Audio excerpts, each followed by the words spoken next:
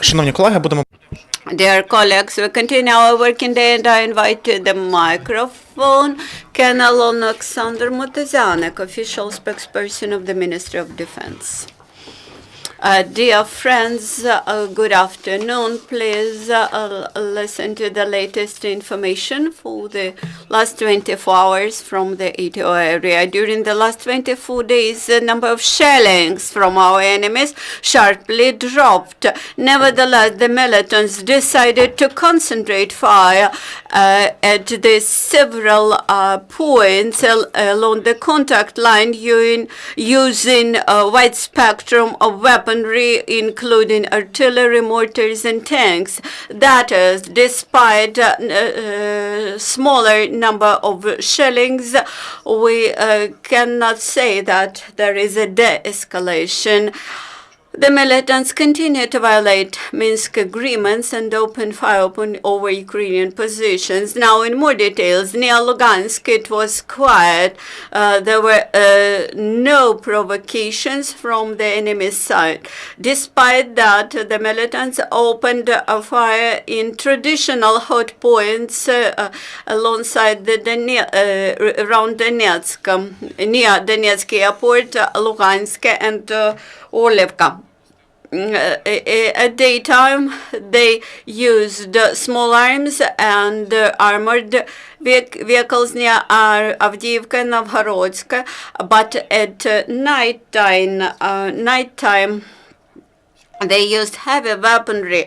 In general, they launched 15 mines near Verkhnyotorets, and from 9 p.m. they started 2-hour artillery shelling from 122 and 152 millimeters. In general, they launched 95 artillery shells. Near Mariupol, geography of the military actions was the broadest. From the very morning, the militants opened fire from 152 millimeter artillery and tanks near Shirokin. During that day, they used mortars near Krasnogorivka, Chernolyk. In general, they launched 30 artillery shells and 59 mortar mines near Slavne, Pavlopil, Talakivka, Lebedinsk.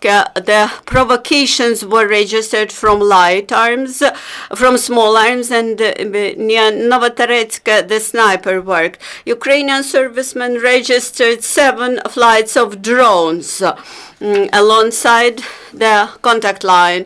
During the last 24 hours, no Ukrainian servicemen were killed, but 3 servicemen were wounded. The military reconnaissance informs that in the occupied area, the occupants have finalized the forced enrollment to military service. This action does not cause the enthusiasm from civil population. The cases of deserting and hiding from the enrollment are fixed. 9. In the so-called 9th Regiment, the affairs are very bad. They are having positions and they suffer heavy losses in Mariupolsky direction. In the 1st Battalion, they eliminated the 3rd platoon. 85% of the so-called young recruits of the so-called regiment left it.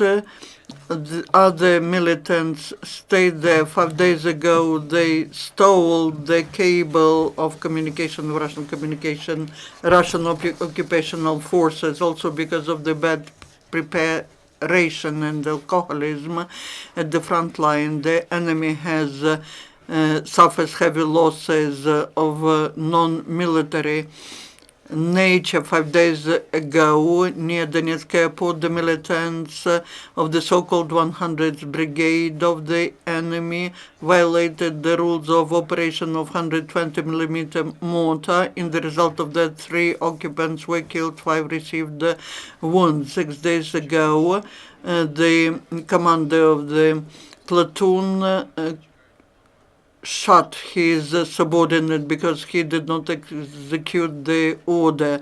One more former militant used the program of the security service you are waited for at home. The citizen of Donetsk joined militants in 2014.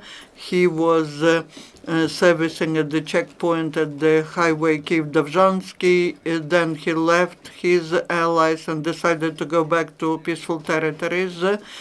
At the same time, Volnovasky District Court made the sentence as to two supporters of so-called DPR. The police detained the criminal with the nickname Bradyaga. He was part of the band Vostok and was serving at the checkpoint. Then he left and was hiding as the peaceful citizen. The second is the citizen of Toretsk. He was the informer of the militants. After the case of these both militants were considered, the court sentenced one of them to 5 years of imprisonment, and the informer received 4 years of imprisonment. And the information about the trainings of our servicemen in Kharkiv region, the servicemen from young recruits of the National Guard of Ukraine participated in trainings that was dedicated to special operations and practical shooting. The instructors who have recently received the certificates in Zlochevsky Castle in Lviv region were managing these trainings. Now the questions, please introduce yourself. Channel 5, could you please give more exact information where Ukrainian servicemen were wounded? We have one in Avdiivka and one in Vodyane. In the result of the shellings from the enemy in Vodyane, it was in the result of artillery shelling, and one wounded in Novoselivka too. He was wounded because he got exploded because of the bubble trap. The next event will take place at 2 o'clock.